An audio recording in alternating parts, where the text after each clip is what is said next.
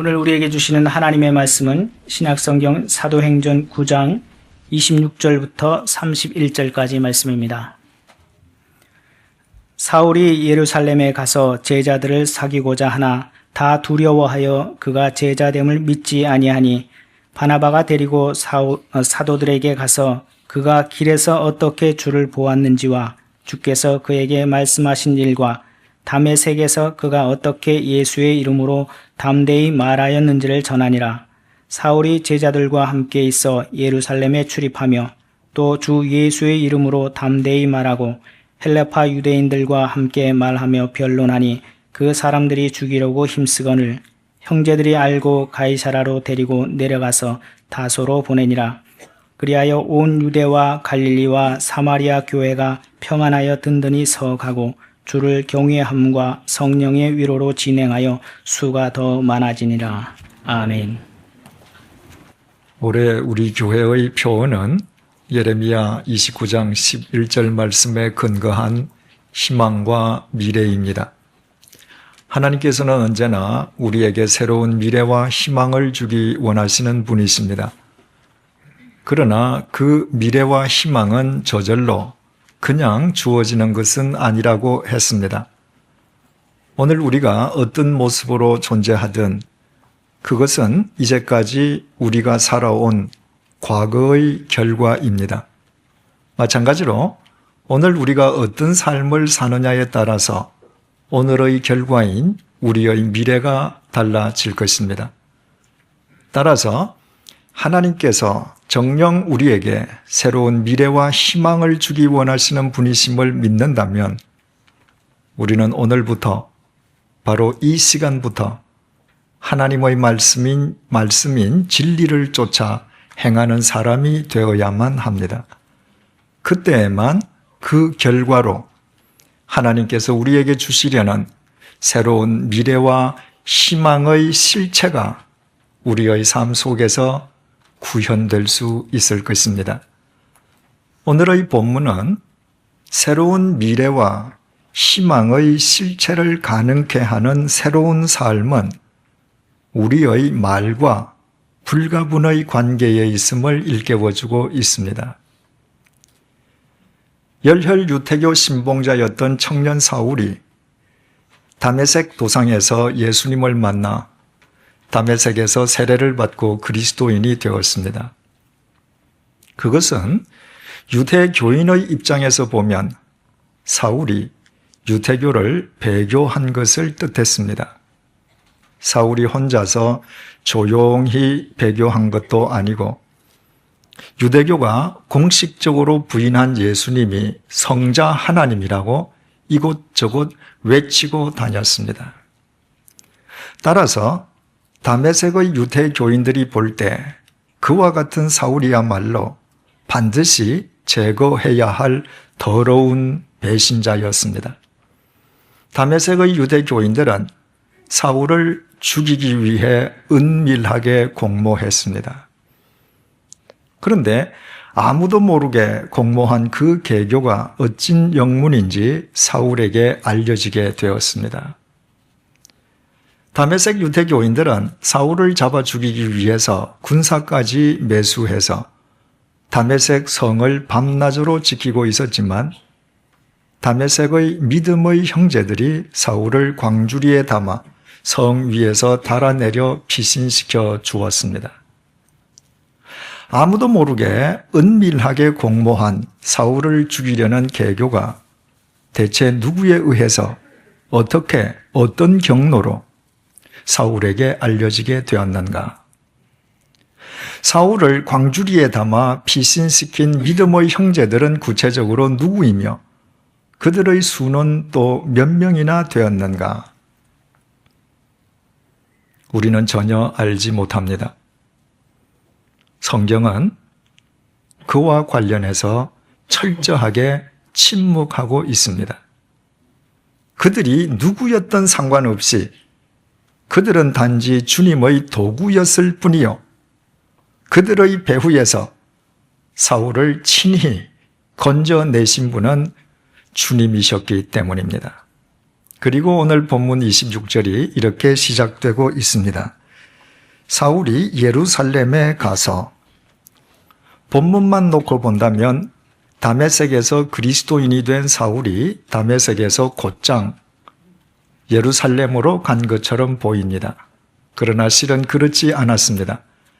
지난 시간에 말씀드린 것처럼 갈라디아서 1장에 의하면 소위 사울의 다메섹 회심과 예루살렘 방문 사이에는 3년이란 시차가 있습니다. 사울이 아라비아 광야에서 홀로 경건의 시간을 가졌기 때문입니다. 따라서 본문에 나타난 사울의 예루살렘 방문은 대제사장의 공문을 손에 들고 다메섹에 있는 그리스도인들을 체포하기 위해서 사울이 예루살렘을 떠난 지 3년 만의 귀환이었습니다.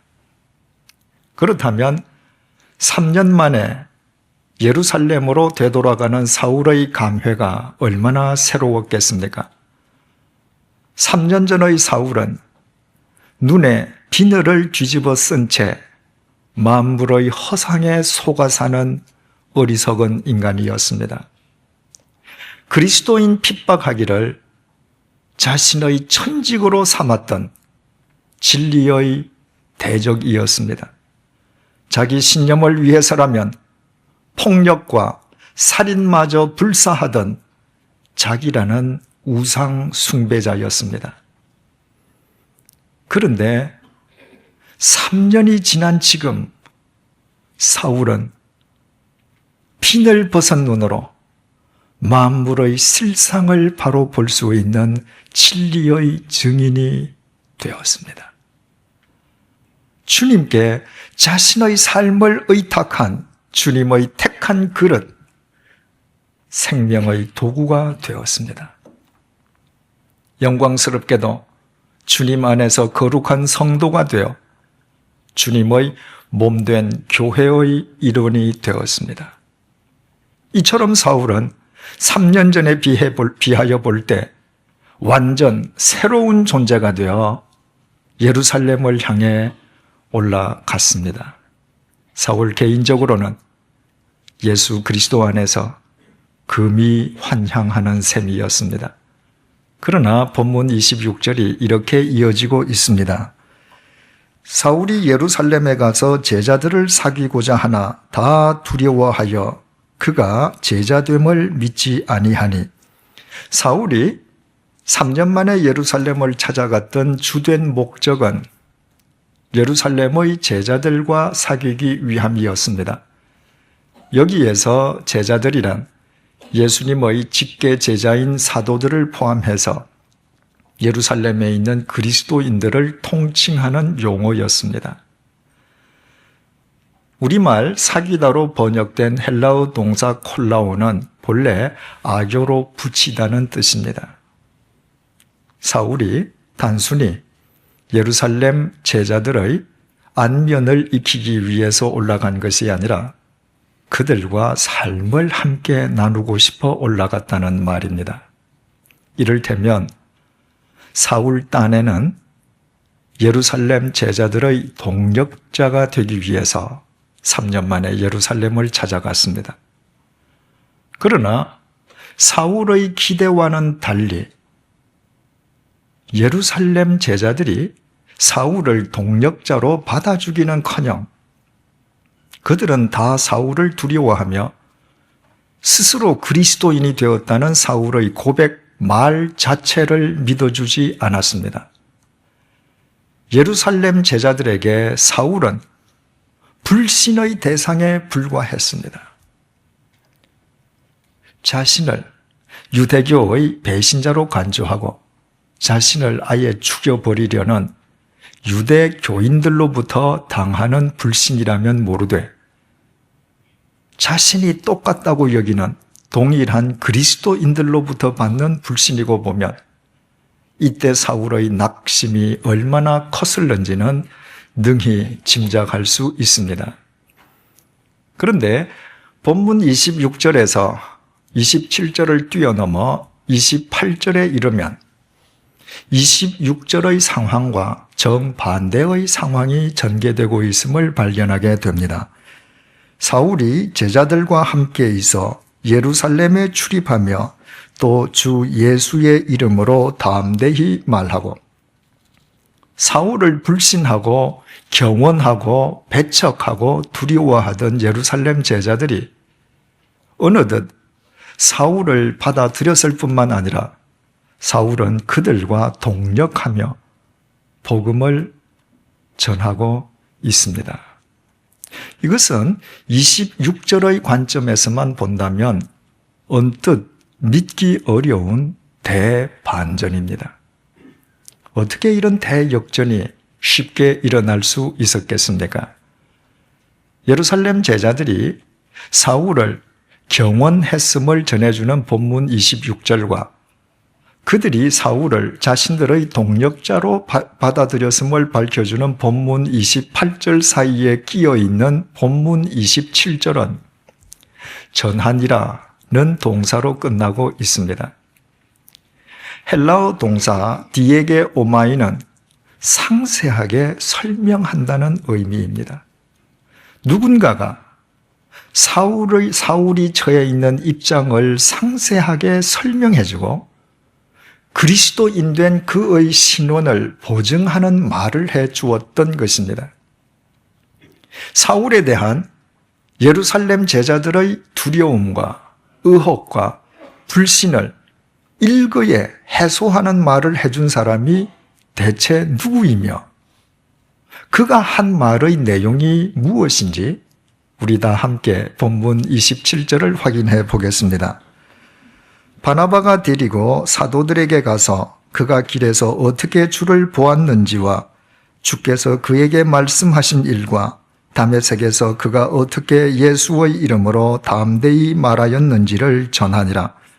그 주인공은 바로 바나바였습니다. 바나바는 사울을 자기 손으로 직접 데리고 사도들을 찾아갔습니다. 그리고 사울에게 그동안 어떤 일이 있었는지 마치 자신이 사울과 함께 그 현장에 있었던 것처럼 소상하게 설명해주고 그리스도인이 되었다는 사울의 고백이 정확한 고백임을 보증해 주었습니다. 갈라디아서 1장에 의하면 이때 바나바가 사울을 데리고 가서 만났던 사도는 초대교회의 실질적 지도자였던 예수님의 동생 야고보와 베드로였습니다. 이 이후에 사울에 대한 예루살렘 제자들의 불신과 의혹과 두려움은 종식되었습니다. 그리고 사울은 자신이 원했던 대로 예루살렘의 제자들과 동력하며 복음을 전할 수 있었습니다. 이런 관점에서 사울에게 대한 바나바의 역할의 중요성은 아무리 강조해도 지나침이 없을 것입니다.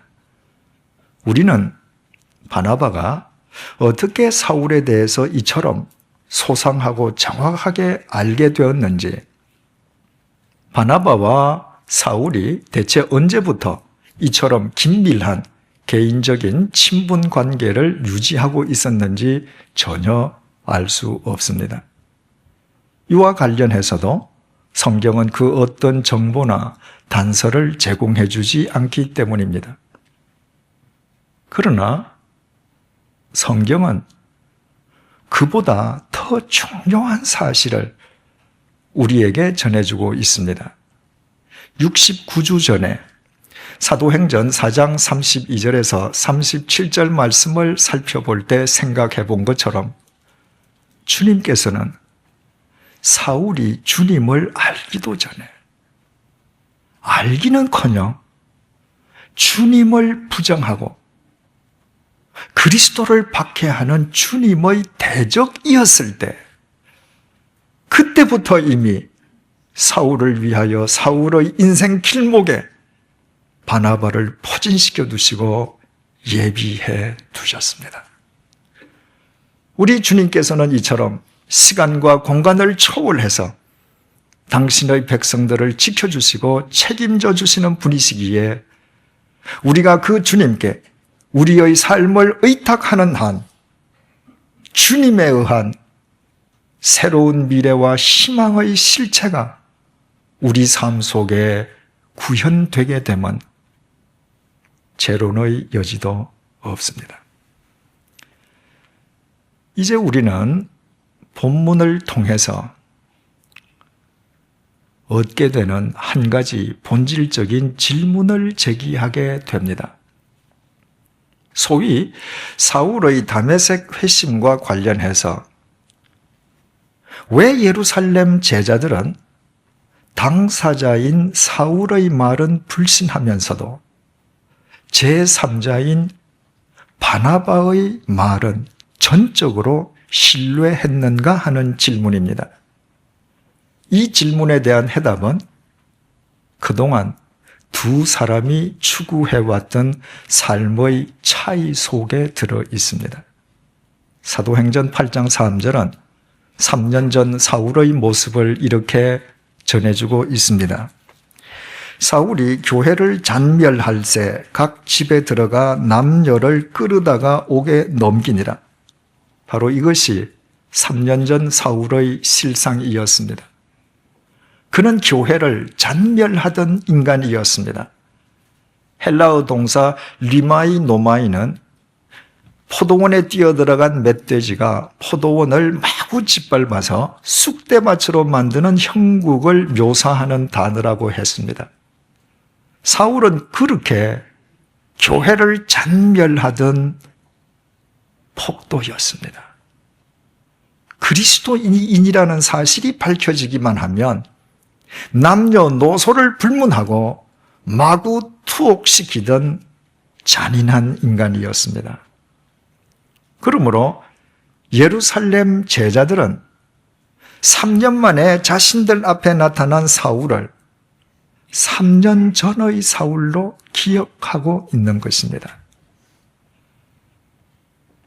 사울 스스로 예수 그리스도를 믿고 그리스도인이 되었다는 그의 고백을 예루살렘 제자들은 전혀 믿을 수가 없었습니다. 사울의 전력을 누구보다도 익히 알고 있는 예루살렘 제자들이 볼 때 사울이 스스로 그리스도인이 되었다고 말하는 것은 자신들을 일망타진하기 위한 위장 전술 정도로밖에 여겨지지 않았습니다. 하지만 사도행전 4장 36절에서 37절은 바나바에 대해서 이렇게 증언하고 있습니다. 구브로에서 난 레위족 사람이 있으니 이름은 요셉이라. 사도들이 일컬어 바나바라, 번역하면 위로의 아들이라 하니 그가 밭이 있음에 팔아 그 값을 가지고 사도들의 발 앞에 두니라.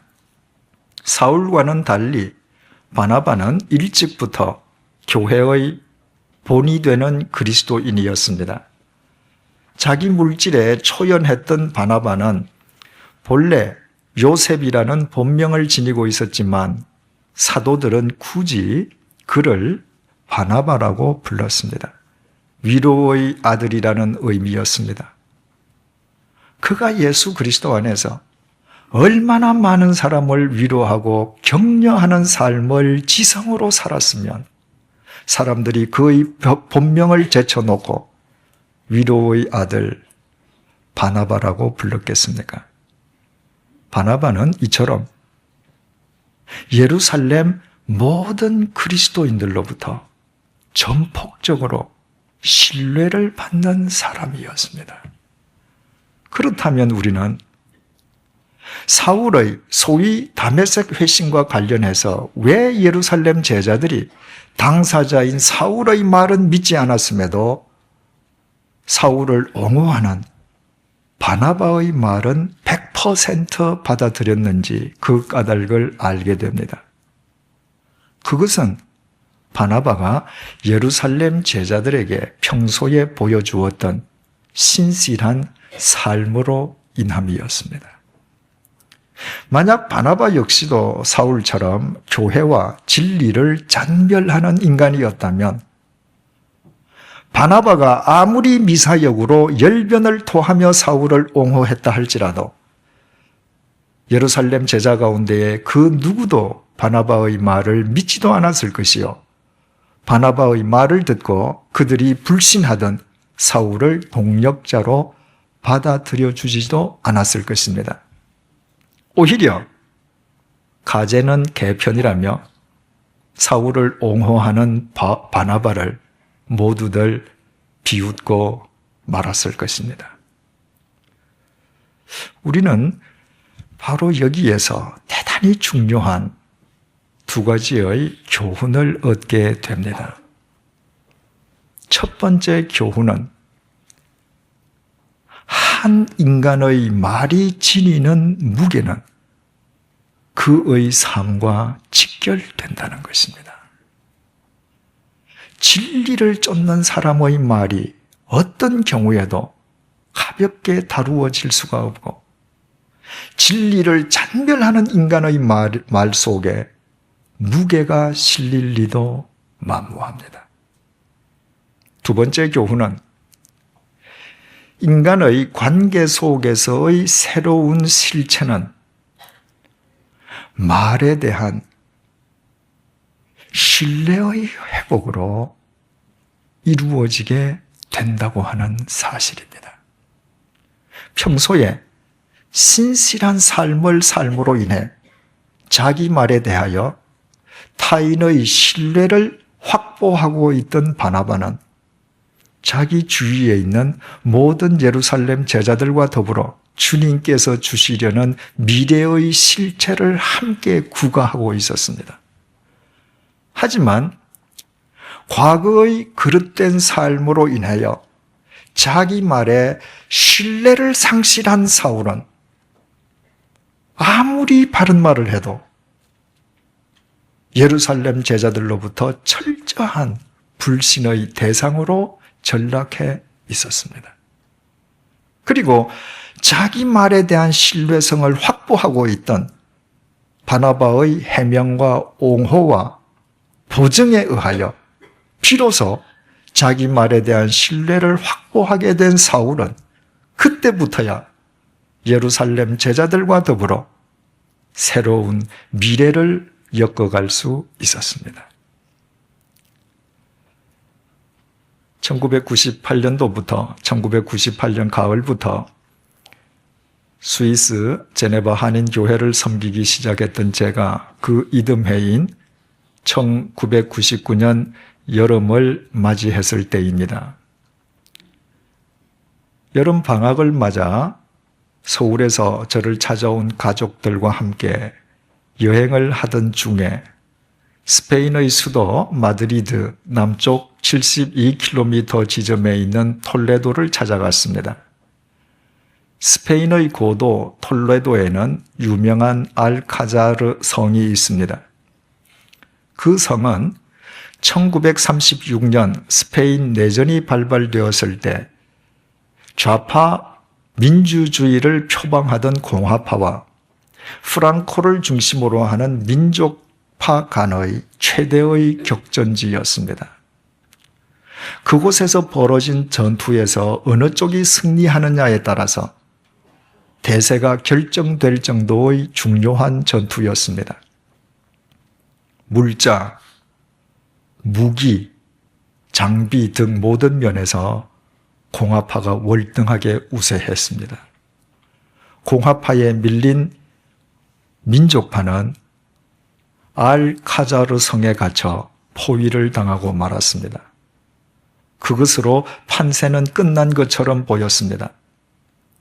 하지만 성 안에 갇힌 민족파는 탁월한 지도자인 모스카르도 대령의 일사불란한 지휘하에 무려 70일 동안을 버티면서 일사항전의 각오로 대응했습니다. 성의 함락이 생각보다 쉽지 않음을 확인한 공화파 지휘관은 마침 성 밖에 있던 모스카르도 대령의 아들 루이스를 인질로 잡았습니다. 그리고 그는 성 안에 있는 모스카르도 대령에게 전화를 걸었습니다. 만약 10분 내로 항복하지 않으면 모스카르도의 아들 루이스를 총살시키겠다고 협박하면서 아들 루이스를 아버지 모스카르도에게 바꾸어 주었습니다.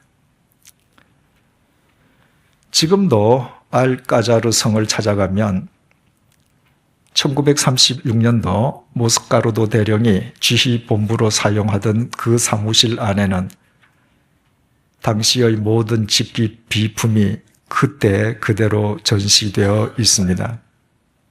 그리고 모스카르도 대령이 바로 그 방에서 성 밖에 있는 공화파 지휘관 그리고 자기 아들과 나누었던 대화의 내용이 스페인어로 전문이 벽에 걸려 있습니다. 그리고 녹음기를 통해서 그 내용이 음성으로도 흘러나옵니다. 그뿐만 아니라 우리 교회 김형수 집사님이 대한무역진흥공사 스페인 지사장을 할 때 한국 대사관의 협조를 얻어 한글로 옮긴 한글 번역문도 벽에 걸려 있습니다. 참으로 신실하게를 통해서 이미 내용을 소개한 바 있습니다만은 그 내용을 이 시간 다시 한번 소개해 드리겠습니다. 공화파 지휘관, 지금 발생하고 있는 학살과 범죄 행위에 대한 책임은 바로 당신들에게 있어 명령하건대 10분 이내에 항복하시오. 만약 거부할 경우 지금 나의 수중에 잡혀 있는 당신의 아들 루이스를 총살하겠소. 모스카르도 알고 있소. 공화파 지휘관, 나의 말이 거짓이 아님을 입증하기 위해 지금 당신 아들에게 이 전화를 바꿔 주겠소. 아들 루이스, 아버지 모스카르도, 그래 얘야 어떠니? 괜찮아요. 그런데 만약 아버지께서 투항하지 않으면 나를 총살시키겠대요. 그럼 아들아, 너의 영혼을 하나님께 맡기거라. 그리고 스페인 만세를 힘차게 외치고 애국자답게 죽거라. 아버지, 저희 마지막 힘찬 키스를 아버지께 드립니다. 루이스야, 나도 이별의 강한 키스를 너에게 보낸다. 이것이 아버지 모스카르도 대령과 아들 루이스 사이에 주고받은 이 세상 마지막 대화였습니다. 전화를 끊은 루이스는 아버지의 말을 쫓아 하나님께 자신의 영혼을 부탁드리는 기도를 드리고 장렬하게 최후를 맞았습니다. 그리고 청년 루이스의 의연한 죽음으로 인해 전세는 대역전되어 성 안에 갇혀있던 민족파가 대성을 거두게 되었습니다. 그리고 그로 인해 스페인의 역사는 또 다른 전기를 맞게 됩니다. 생각을 해보십시다. 만약 아들 루이스가 보기에 평소 아버지 모스카르도가 형편없는 삶을 사는 인간이었다면 그 경우에도 아들 루이스가 이렇게 행동했겠습니까? 만약 그런 경우였다면 아들 루이스는 자기들로 죽으라고 말하는 형편없는 아버지의 말과는 달리 자기 목숨을 구하기 위해 적군의 협조자가 되었든지 아니면 살기 위해 목숨을 구걸하다가 비굴하게 죽었을 것입니다. 청년 루이스가 아버지의 말을 쫓아 조국을 위해 장렬하게 죽을 수 있었던 것은 아버지의 말을 전적으로 신뢰하기 때문이었고 그 신뢰의 밑바탕은 신뢰할 수밖에 없는 아버지의 평소의 삶이었을 것임은 의문의 여지도 없습니다. 바꾸어 말씀드리면 죽음 앞에서도 아들이 흔들리지 않도록 아들을 지탱시켜 주었던 아버지의 말의 무게는 그 아버지의 평소 삶으로부터 기인한 것이었습니다. 모스카로도 대령의 지휘본부를 다 둘러본 뒤에 그 방을 나서면서 그때까지 아직 어리던 4명의 제 아들들에게 물었습니다. 우리도 살아가다가 이와 같은 똑같은 경우를 당해서 만약 아빠가 너희들어 모스카로도 대령처럼 하나님께 기도드리고 대한민국 만세를 부르며 조국을 위해서 죽으라고 말한다면 너희들은 어떻게 하겠느냐고 물었습니다. 아이들 중에 대답을 한 아이는 아무도 없었습니다. 아이들은 모두 침묵으로 일관했습니다. 그러나 저는 대답을 재촉하지 않았습니다. 그 질문에 대한 해답은 아이들에게 있는 것이 아니라 그 아이들 앞에서 그 아이들의 아버지로 살아갈 제 삶 속에 있음을 알기 때문이었습니다. 저는 알고 있습니다. 만약 제가 제 아이들 보기에 일평생 진리를 쫓으며 존경할 수밖에 없는 삶을 산다면 그와 같은 똑같은 상황을 맞이한다 할지라도 제 말을 쫓아 제 자식들 역시 하나님께 기도드리고 대한민국 만세를 부르며 조국을 위해 장렬한 최후를 맞을 것입니다.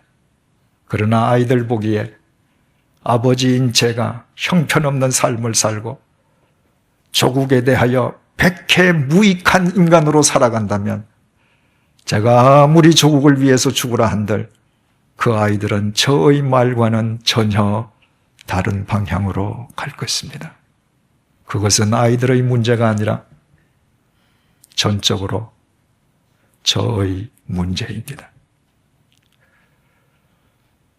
소위 사울의 다메섹 회심과 관련해서 예루살렘 제자들은 당사자인 사울의 말은 믿지 않았지만 제3자인 바나바의 말만은 전폭적으로 신뢰했습니다.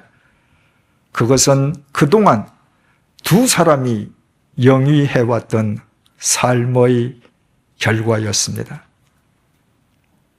한 인간 자체의 무게는 실은 말의 무게로 가름됩니다. 그리고 말의 무게의 경중은 당사자의 삶과 결코 분리되지 않습니다. 그러므로 나의 배우자가, 나의 자식이, 나의 동료가 내 말을 들어야 할 내 주위 사람들이 내 말을 듣기는커녕 도리어 내 말을 가볍게 여긴다면 그것은 결코 그 사람들을 탓할 일이 아닙니다. 그 사람들이 내 말을 가볍게 여길 수밖에 없도록 진리의 무게가 전혀 실리지 아니한 채 먼지보다도 더 가볍게 살아왔던 그릇된 나의 삶을 회개해야 합니다. 본문 이후 사울의 말은 점점 더 무게를 갖기 시작했습니다. 예수 그리스도를 부정하는 유대 교인들을 제외하고 주님을 믿는 그리스도인들은 점점 더 사울의 말을 더 신뢰했습니다. 그 신뢰의 깊이는 세월이 경과할수록 더욱 깊어져 갔습니다. 어느 정도로 깊었냐 하면 주님께서도 사울을 전폭적으로 신뢰하시어 그의 말과 글이 성경이 되게 하셨을 정도입니다. 그것은 그가 주님을 만난 뒤에 초지일관 주님의 말씀만을 쫓아 살았던 그의 삶의 결과였습니다.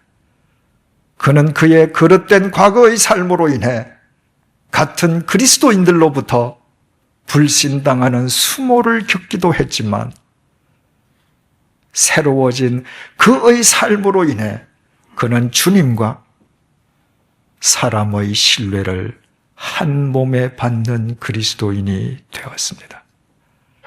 그리고 신뢰를 회복한 그의 말로 인해 그의 인간관계는 말할 것도 없고 인류의 역사까지도 주님에 의한 새로운 미래의 실체를 구가하게 되었습니다.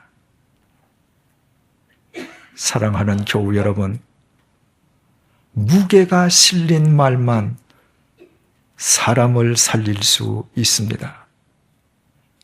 신뢰를 지닌 말만 이 세상과 역사의 미래를 새롭게 할 수 있습니다.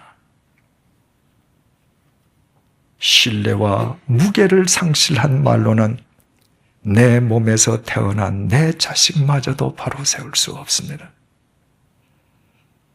신뢰와 무게를 상실한 말로서는 말을 하면 할수록 자식을 더욱 삐뚤어지게 만들 뿐입니다. 말은 인간의 입으로 나오지만 그 말의 무게와 신뢰는 당사자의 삶으로부터 비롯됩니다. 이것이 우리가 어떤 경우에도 예수 그리스도의 말씀 속에 우리 삶의 뿌리를 깊이 내려야 하는 이유입니다. 예수님께서 마태복음 12장 35절에서 37절을 통해 이렇게 말씀하셨습니다. 선한 사람은 그 쌓은 선에서 선한 것을 내고 악한 사람은 그 쌓은 것에서 악한 것을 내느니라. 내가 너희에게 이르노니 사람이 무슨 무익한 말을 하든지 심판날에 이에 대하여 신문을 받으리라. 내 말로 의롭다 함을 받고 내 말로 정죄함을 받으리라. 주님께서 이렇게 말씀하신 까닭은 너무나도 간단합니다.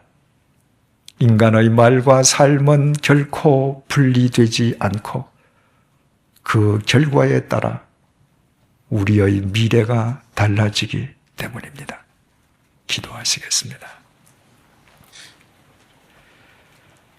왜 나의 말이 사람들에게 통하지 않는지, 왜 사람들이 나의 말을 신뢰하지 않는지, 왜 나의 말이 공허한 공기의 진동으로 끝나버리는지, 왜 나의 삶이 사람들과의 관계 속에서 새로운 미래를 초래하지 못하는지 그 이유를 이 시간 본문 말씀을 통해 깨닫게 해주셔서 진심으로 감사합니다.